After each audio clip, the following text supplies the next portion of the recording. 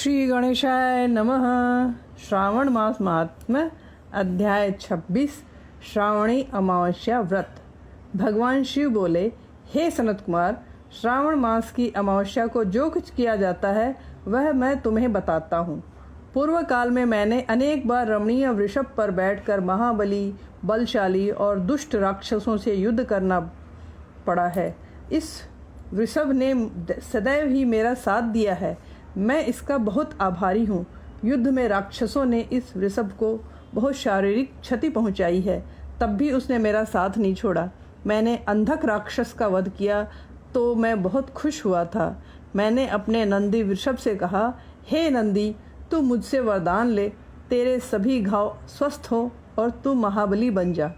तू पहले से भी अधिक रूपवान हो जा, वीर्यवान व बलशाली हो जा। जो वर तू मांगेगा वह मैं अवश्य दूंगा। नंदी बोला, हे देवाधिदेव, हे महादेव, आपके सिवाय कुछ नहीं चाहिए। आप केवल मुझ पर दयावान रहे, सभी कुछ तो मुझे प्राप्त है। तब भी मैं आपसे संसार के कल्याणार्थ निवेदन करता हूँ।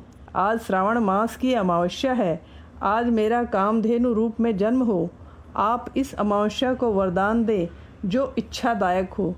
जो भक्ति व श्रद्धा से गौ तथा बैल की पूजा करे, गेरू तथा अन्य धातुओं से बैल का शरीर शोभित करे, उसके सींगों पर रजत पत्र लगवाए तथा उनको रेशम के गुच्छों से आच्छादित कर पीठ को रंग बिरंगे परिधानों से ढके और उसके गले में मधुर ध्वनि वाली घंटी बांधकर 8वें पहर में गांव से बाहर ले जाकर सायंकाल को वापस गांव में ले आए।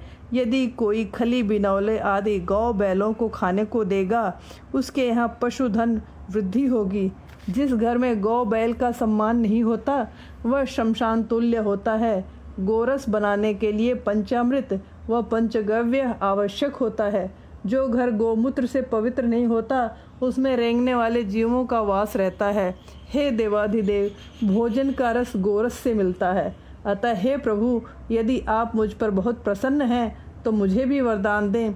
फलतः शिव ने नंदी पर प्रसन्न होकर उसे वरदान दिया, हे सुव्रत, हे नंदी, तुमने जो कुछ भी मांगा है वह सब तुम्हें मिलेगा। अब प्रभु बोले, हे नंदी, आज के दिन जो भी वृषभ केवल भूसा ग्रहण करता है और पानी पीता है वह पोला कहलाता है। इस दिन व्रती को अपने परिवारजनों और रिश्तेदारों के साथ महोत्सव मनाना चाहिए। हे नंदी, मैंने तुम्हारे सब वरदान पूरे किए। आज का दिन पोला नाम से प्रसिद्ध होगा। समस्त मनोकामनाओं को पूरा करने वाला बैलों का महोत्सव आज के दिन ही मनाना चाहिए। हे वत्स, अब मैं तुम्हें कुशोत्पाटिनी विधि बतलाता हूँ। श्रावण मास में अमावस्या के दिन प्रातः ही स्नान आदि कृत्यों से निवृत्त हो स्वयं को कुशा से पवित्र कर लें।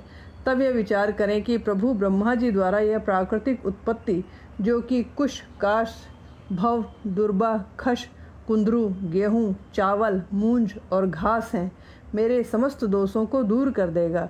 स्वस्ति कारक बोलकर उत्तर दिशा के मध्य में ईशान कोण की ओर मुँह करके हूँ घट का भी उच्चारण कर कुशा को एक बार में समूल उखाड़ लें। जो कुशा उग्र भाग में हरे हो और जड़वान हो, उन्हें जपादि शुभ कार्यों में प्रयोग किया करें। देव कार्य और पितृ कार्य के लिए 7 पत्ते वाली कुशा सर्वोत्तम है। जिन कुशा के बीच में पत्र न हो, ऐसी कुशा पत्र के साथ ग्रहण करें।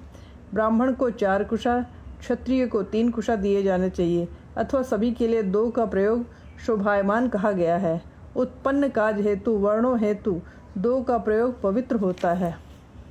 ब्रह्मा 50, विष्टा 25 का होता है। पवित्रा को आचमन करते समय हाथ में ही रखें। तब अग्नि कारण विकिट तथा पाद्य की पूर्ति के बाद पवित्रा को छोड़ समस्त देव और पितृ कार्य दर्भ के अधीन है। अमावस्या वाले दिन इन सभी को ग्रहण कर ले, ये कभी भी बासी नहीं होते।